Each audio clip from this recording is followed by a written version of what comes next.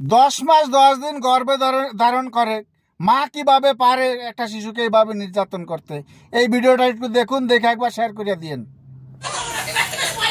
তাকে এমন ভাবে মারধর করা হয়েছে, কোনো মানুষ দেখলে এটা সহ্য করতে পারবে না। এই যে অত্যাচার করছে আজকে 1 মাস ধরে আমি চোখের পানি ফেলাইতেছি। শিশুকে মা পরকীয়ার কারণে, আসলে মূলত পরকীয়ার কারণেই এই ঘটনা ঘটছে। হয়তোবা তিনি আরেকটা বিয়ের চিন্তা ভাবনা করতেছেন এবং এই বাচ্চাটিকে তিনি মনে করতেছেন তার পথের কাঁটা।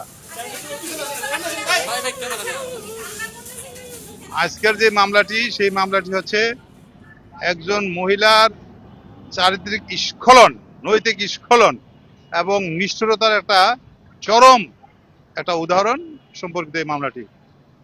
একজন মা তার 2.5 বছরের শিশুকে একদিন নয়, 2 দিন নয়, আমরা অন রেকর্ড দেখছি যে মাসের পর মাস বিভিন্ন সময়ে নিষ্ঠুরতম কায়দায় এক ঐতিহাসিক ধরনের আচরণ করছেন, মারছেন, হাত পা বেঁধে, তারপরে বিভিন্ন ভাবে যতটা নিষ্ঠুর হওয়া যায় এমন ধরনের আচরণ করেছেন। তার মুখ রক্তাক্ত, তার দাঁত রক্তাক্ত, ভাঙা, শরীরে বিভিন্ন স্থানে তাকে আঘাত করেছেন।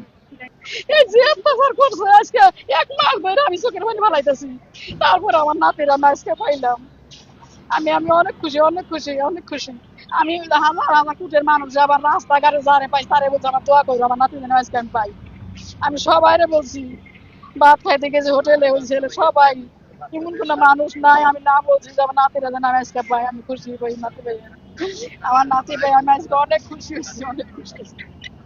আমরা যতটুকু জানতে পেরেছি 3 থেকে 4টি বিয়ে হয়েছে, প্রত্যেক সংসারই তার সন্তানাদি আছে এবং এই যৌতুক আদায়, টাকা পয়সা আদায়, অনৈতিকভাবে চাপ সৃষ্টি করে প্রত্যেক স্বামীর কাছ থেকেই তিনি টাকা আদায় করে ওই সংসারগুলি ভেঙেছেন এবং সন্তানদেরকে ওই বাবার কাছে পাঠিয়ে দিয়েছেন। বর্তমান অবস্থায়ও এই আজকের স্বামী তিনি যেহেতু লন্ডনে আছেন, ভালো ইনকাম আছে, এখানে তার সাথে টাকা আদায় করা আর তার অ্যাবসেন্সে অনৈতিক জীবনযাপন করেন। এই ক্ষেত্রে হয়তোবা তিনি আরেকটা বিয়ের চিন্তা ভাবনা করতেছেন এবং এই বাচ্চাটিকে তিনি মনে করতেছেন তার পথের কাঁটা। তার যে অনৈতিক জীবনযাপন শব্দগুলো বলতে আমি চাই না, ব্যভিচারী বা ইত্যাদি, কিন্তু প্রায় সেই ধরনেরই কর্মকাণ্ড এবং সেই লক্ষ্যেই বাচ্চাটাকে এখন মনে করতেছেন তার জন্য পথের কাঁটা। অতএব বাচ্চাটিকে সরিয়ে দেওয়ার জন্য যা করা দরকার তাই করতেছেন। আপনারা ওইসব ভিডিওগুলি যদি দেখেন, ছবিগুলি দেখেন, স্টিল ছবি যদি দেখেন, তাকে এমন ভাবে মারধর করা হয়েছে কোনো মানুষ দেখলে এটা সহ্য করতে পারবে না। বর্তমান সময়ে কিছু কিছু ক্ষেত্রে আমরা যেটা দেখেছি, ইদানিং মা সন্তানকে করে কেটে ফেলতে